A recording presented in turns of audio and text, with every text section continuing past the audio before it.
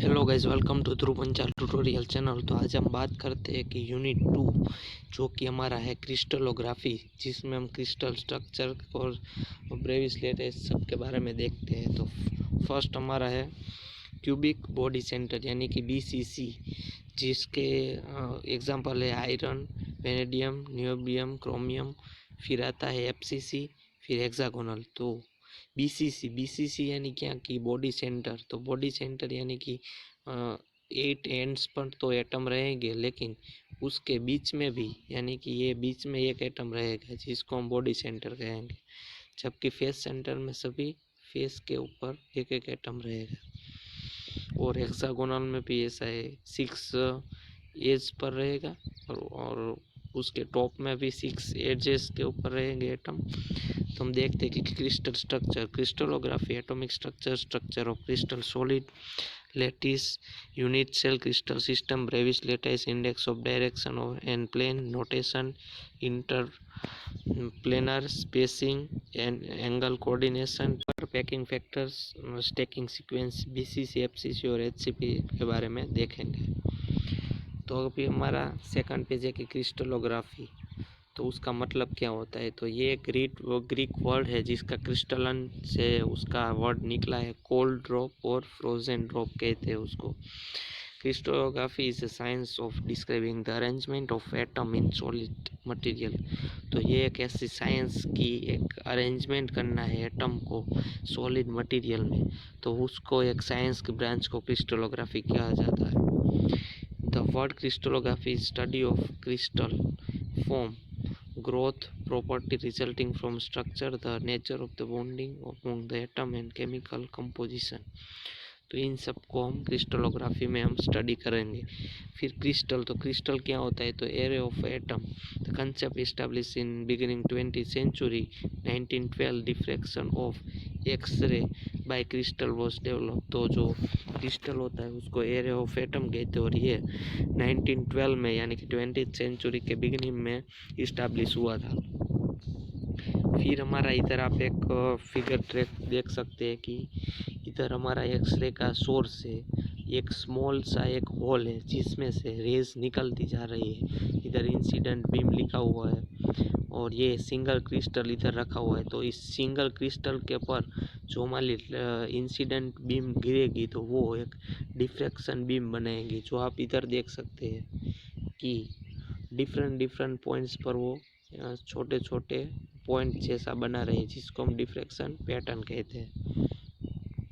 और इसमें ये हमारी जो स्क्रीन है उसके ऊपर हमें इमेज मिलेगा डिफ्रैक्शन ग्रेटिंग का। और ये जो स्क्रीन होती है जहाँ स्मॉल छोटा सा पोर्शन होल किए गए वो लीड की होती है, तो लीड स्क्रीन लिखा हुआ है। X-ray diffraction photograph of single crystal magnesium, तो ये मैग्नीशियम की एक क्रिस्टल है उसके ऊपर एक्सरे डिफ्रैक्शन का एक फोनोग्राम बनाया गया है। तो क्या अब देखते हैं कि कोई एक हमारा ये मॉलिक्यूल्स है, सपोज एक एटम है, तो उसमें क्या होता है, अगर इंसिडेंट बीम आती है और वो वापस निकल जाती है, रिफ्लेक्ट होती है, तो उसको हम रिफ्लेक्टेड कहते हैं। जबकि कुछ पोर्शन उसके अंदर ट्रांसमिट होते हैं फिर से बाहर निकलता है दूसरी साइड, तो उसको हम रिफ्रैक्टेड कहते हैं।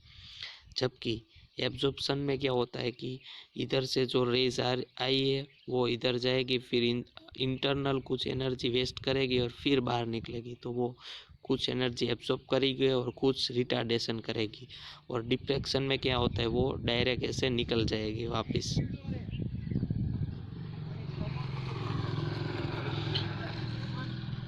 अब हम देखते हैं कि एटॉमिक स्ट्रक्चर, तो एटॉमिक स्ट्रक्चर कैसा होता है। तो atom is smallest particle in the element that can exist.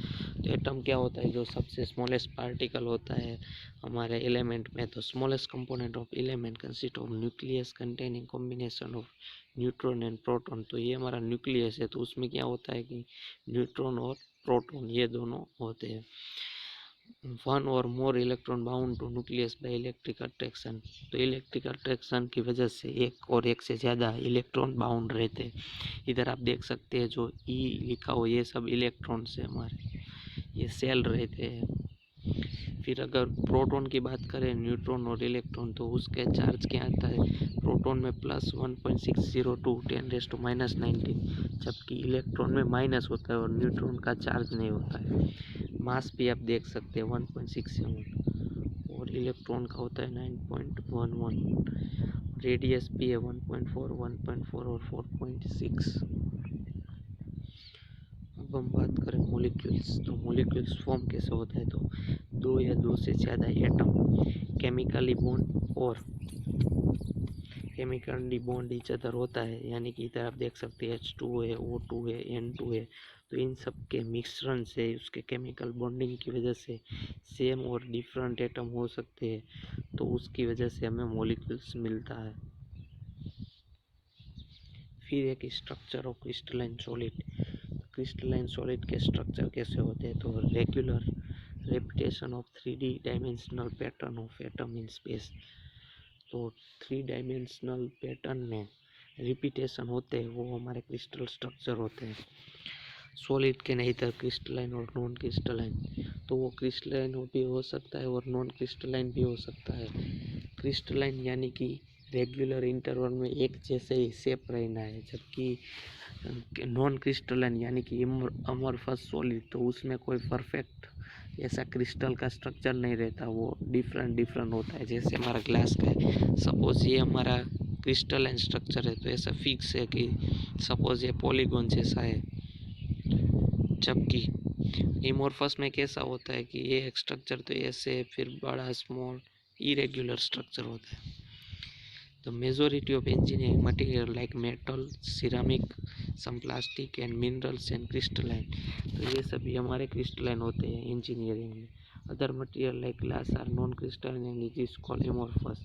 Crystalline solids can either be single crystal, whereas solid consists of only one crystal, one aggregate or many crystals separated by well-defined boundary. Solid with many crystals are called polycrystalline. तो एक से ज़्यादा crystal होते हैं तो उसको polycrystalline कहते हैं, और उन क्रिस्टल के बीच में जो बाउंड्रीज रहती है उसको हम बोलते हैं ग्रेन बाउंड्रीज। सपोज ये हमारा एक है स्ट्रक्चर क्रिस्टलाइन का, तो ये इन दोनों के इधर ये दोनों के बीच में जो ये बाउंड्री है उसको हम ग्रेन बाउंड्री कहते हैं। फिर ये हमारा क्रिस्टल स्ट्रक्चर, तो ये क्रिस्टल स्ट्रक्चर का एक स्मॉल जो पोर्शन रहता है उसको हम यूनिट सेल कहते हैं, तो ये एक छोटा सा जो पोर्शन है तो उसको हम यूनिट सेल कहते हैं। और ये जो पिंक कलर के जो बॉल्स, जो लेटिस होता है, जो स्मॉल पोर्शन रहता है पूरी क्रिस्टलाइन स्ट्रक्चर का, उसको हम लेटिस कहते हैं। तो ये हमारा एक लेटिस हो गया। इधर आप देख सकते हैं लेटिस पॉइंट को, तो ये जो हमारे पॉइंट है वो लेटिस पॉइंट कहलाएंगे।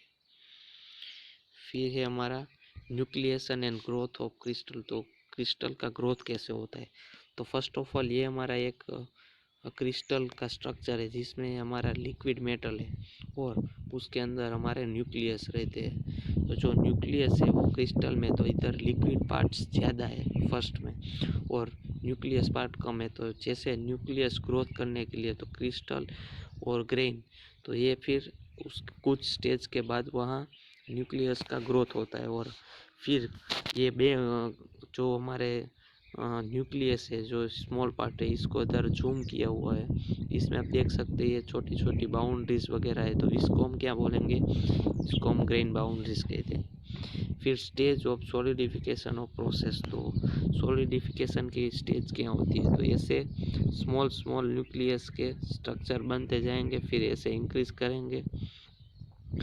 एक समय ऐसा आएगा कि इसमें कई सारे पूरी ग्रेन बाउंड्रीज वाला स्ट्रक्चर मिल जाएगा।